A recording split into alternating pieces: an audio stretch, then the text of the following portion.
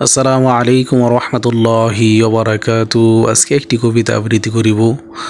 নাটোরের একজন প্রবীণ ব্যক্তিত্ব ছিলেন, যিনি ধরি বেয়ে বেয়ে মসজিদে আজান দিতেন পাঁচ ওয়াক্ত নামাজের এবং নামাজ আদায় করতেন। তাকে নিয়ে তিনি পরপারে চলে গেছেন আল্লাহ তাআলার নির্দেশে, আল্লাহ তাআলার ডাকে। তাকে নিয়ে আজকে একটি কবিতা আবৃত্তি করিব। কবিতাটার নাম হলো অন্ধ মুয়াজ্জিন। কবিতাটি লিখেছেন আলামিন আবরার ভাই। বয়স তার 100-র পার, কুজো হয়ে হাঁটে, সকাল সন্ধ্যা আজান দিয়ে দিন তার কাটে। চোখে যেতে ছিল না তার একটুকু যে তার, ধরিবে মসজিদে যাই ভাবনা কি ধার। ইমান কেমন হইলে এমন আশিক হওয়া যায়, তারে দেখলে বুঝে আসে কি করিলাম হাই।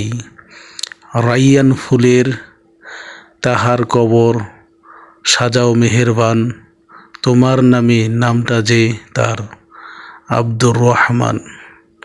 হায় আল্লাহ তাআলা, এই মুয়াজ্জিন, অন্ধ মুয়াজ্জিনকে তুমি জান্নাতের উঁচু মাকাম দান করো। হায় আল্লাহ তাআলা, তার জীবনে থেকে আমাদেরকে শিক্ষা গ্রহণ করো, তৌফিক দান করো। আমরা যেন তোমার নবীর সুন্নত তরিকায় পাঁচ ওয়াক্ত নামাজ, প্রত্যেকটা হুকুম আহকাম মানতে পারি, সেই তৌফিক দান করো। আল্লাহুম্মা আমিন, আল্লাহুম্মা আমিন।